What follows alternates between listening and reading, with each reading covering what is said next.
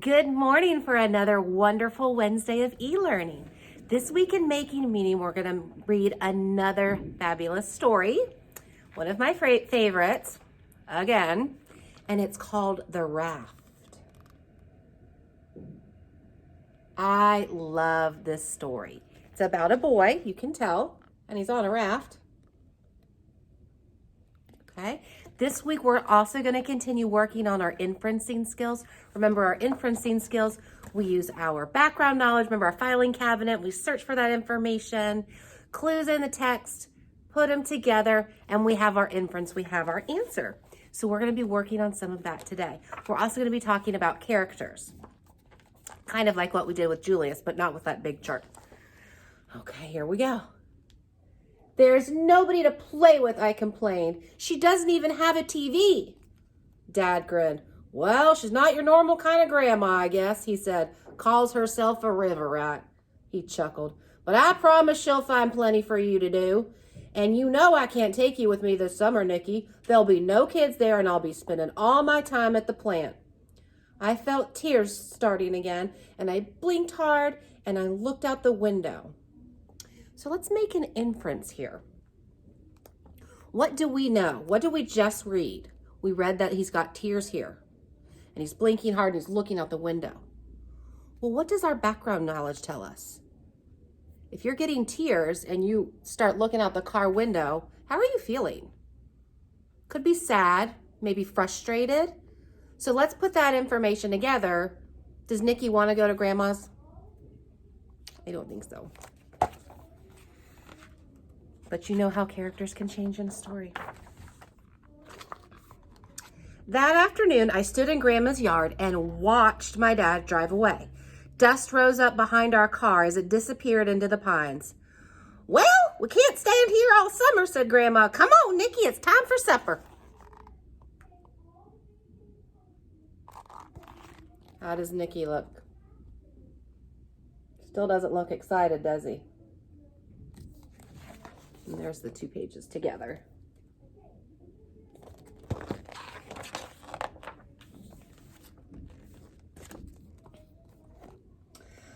Honey or maple syrup on your cornbread, Grandma asked. I don't like cornbread, I mumbled, poking my finger into the syrup pitcher when she wasn't looking. If you're going to do that, you better wash up first, she said. She had eyes in the back of her head. Remember what that means? She's aware of everything. Bathroom's through here. I pushed the doorway curtain aside and walked into what would have been a living room in anyone else's house. Books were scattered everywhere, on the tables, on the chairs, even on the floor. 3 of her walls were cluttered with sketches. Cluttered, remember? Messy. With sketches and stuffed fish and charts of rivers. Several fishing poles hung from the 4th, with a tackle box, a snorkel, and a mask on the floor beneath them. So, an inference here. She's got fish charts, charts of the river, stuffed fish, tackle box. What do you think? What inference can we make here? That she loves to fish. It looked like a river rat's workroom, all right, except that in the middle of everything was a half-finished carving of a bear. Been carving that old fella for years, Grandma called from the kitchen. The real one hangs out in the dump. Now come get your supper before I feed it to him. So Grandma likes to be outside. She's carving him. Oh, Nikki, poor Nikki. Dad was right. Grandma found plenty for me to do. In the morning, I stacked firewood. Then I helped her clean out the rain gutters and change the spark plugs on her truck. That afternoon was almost over when she handed me a cane pole, a bobber, and some red worms. That's what you see here. A pole, a bobber, it bobs in the water, and worms. So what's he going to do? He's going to go fishing. Fish Friday night, she said, showing me how to bait the hook. The river's full of fat bluegills. It's a kind of fish. Drop your line near the lily pads and you'll find them. Down at the dock, I looked things over. The lily pads were too close to shore. There couldn't be fish in there. I walked to the end of the dock and threw my line out as far as I could. Do you like to fish? We have a pond in our backyard and Bennett loves to fish. Then I sat down to wait and wait and wait. And if you know anything about fishing, you know you got to be really patient. My bobber never moved. There's no fish in this stupid river, I said out loud, disgusted. We had hamburgers for supper. What inference can we make from that? He's fishing, and then he says, there's no stupid fish in this river. And then the text says, we had hamburgers for dinner. Well, if they had hamburgers for dinner, my brain tells me that they did not catch any fish. That's the inference that I can make. He did not catch any fish.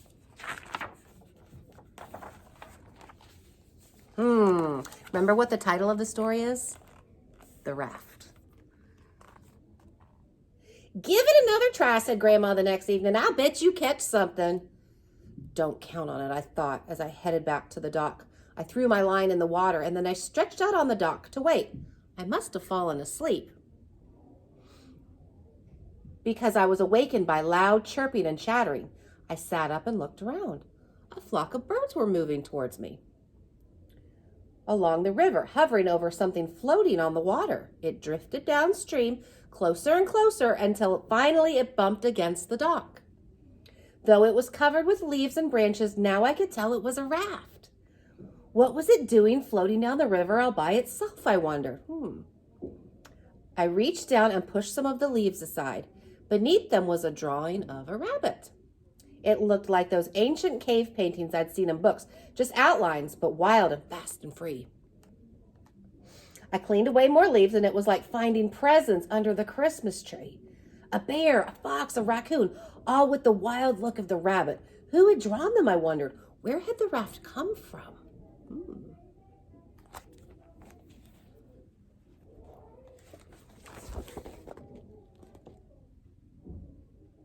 What do you think?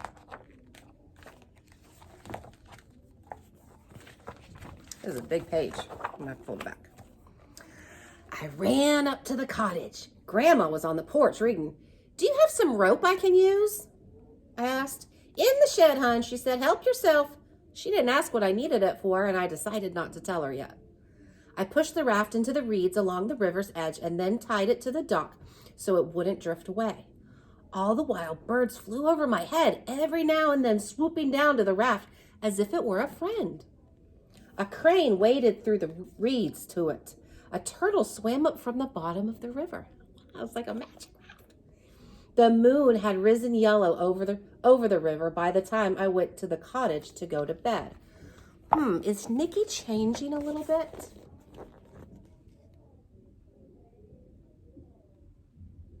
What can I infer from that? The moon was rising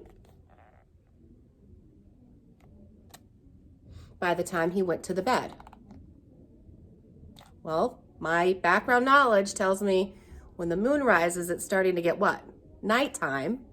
So has he been out there all day? Is he starting to enjoy it a little bit? Yes, that's what we do when we infer.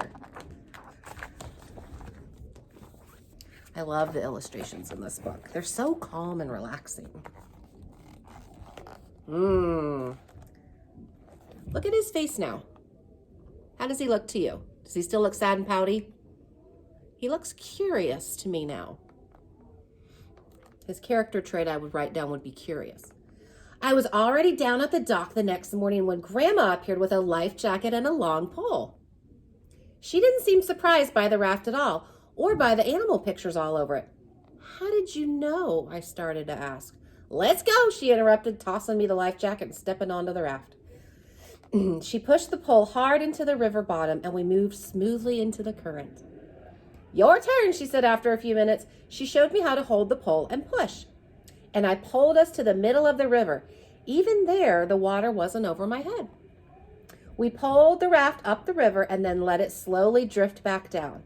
The birds kept us company the whole time, soaring and swooping and singing. Some even landed on the raft and rode with us for a while. Hitchhikers, Grandma called them.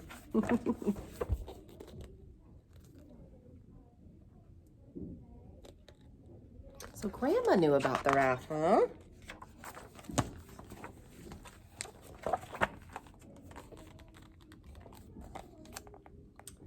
After that, I had little time for anything but the raft. I raced through the water chores excuse me, tongue twister. I raced through whatever chores there were, then ran down to the dock, wondering what animals I'd see that day.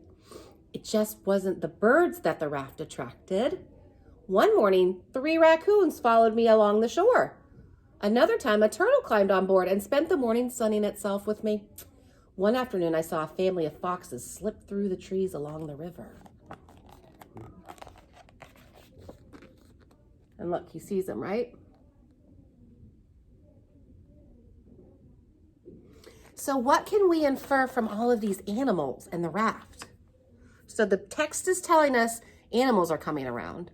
In my brain, my filing cabinet tells me, I know animals are not going to go around something that they're afraid of. So I'm putting it together. They're used to seeing this raft around, right? Otherwise, they would probably be afraid of it.